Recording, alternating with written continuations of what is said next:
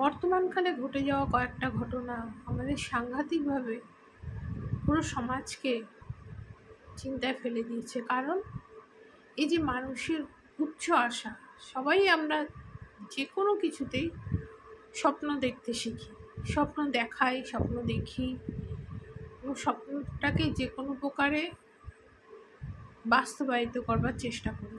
কিন্তু যে স্বপ্ন যাদের কোনোভাবে ভেঙে যাচ্ছে বা তাদের সাধ্যের বাইরে গিয়ে সেই স্বপ্ন পূরণের অলীক কল্পনা করে নিচ্ছে,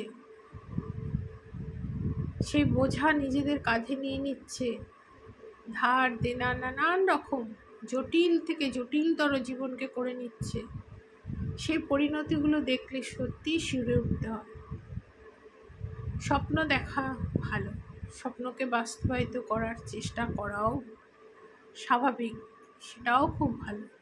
কিন্তু তার মধ্যেও যেন প্রত্যেকের একটা গণ্ডি থাকে যে এইটুকুর মধ্যে আমি চেষ্টা করব, এইটুকুর মধ্যে স্বপ্ন দেখব।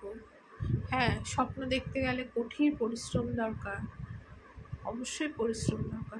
পরিশ্রম না হলে কোনো স্বপ্নই বাস্তবায়িত করা সম্ভব নয়।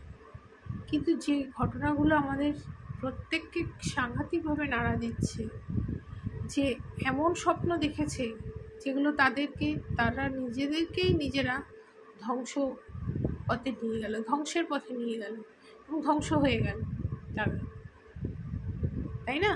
সেই স্বপ্ন দেখা কি সত্যি কোনো মূল্য আছে? কোনো মূল্য নেই। যে স্বপ্ন বাস্তবায়িত করতে গেলে নিজের প্রাণটাই চলে যায়।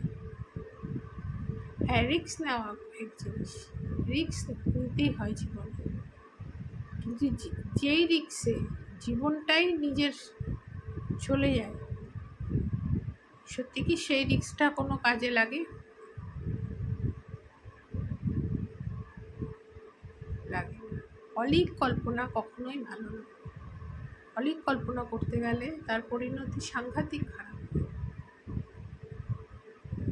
সমস্ত কিছু নিয়েই এই সমাজ সংসার, সেই সমাজের একটা গণ্ডি বা একটা নিয়ম, একটা নীতি, একটা আইন, সামাজিক ব্যবস্থা, সব কিছু থাকে।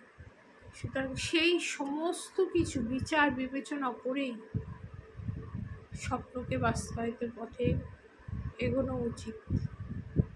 না হলে পারে তার পরিণতি খুব খারাপ হয়। তার পরিণতিগুলো আমরা কয়েকটা ঘটনা বর্তমানকালে আমাদের প্রত্যেককে, নারী পুরুষ নির্বিশেষে,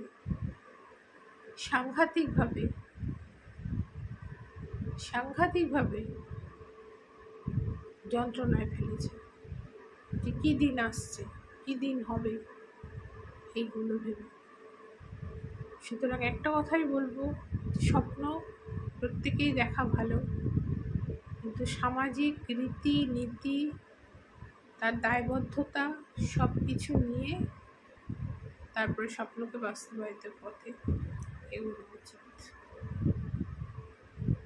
সবাই খুব ভালো থাকবেন, সবাই খুব ভালো থাকবে,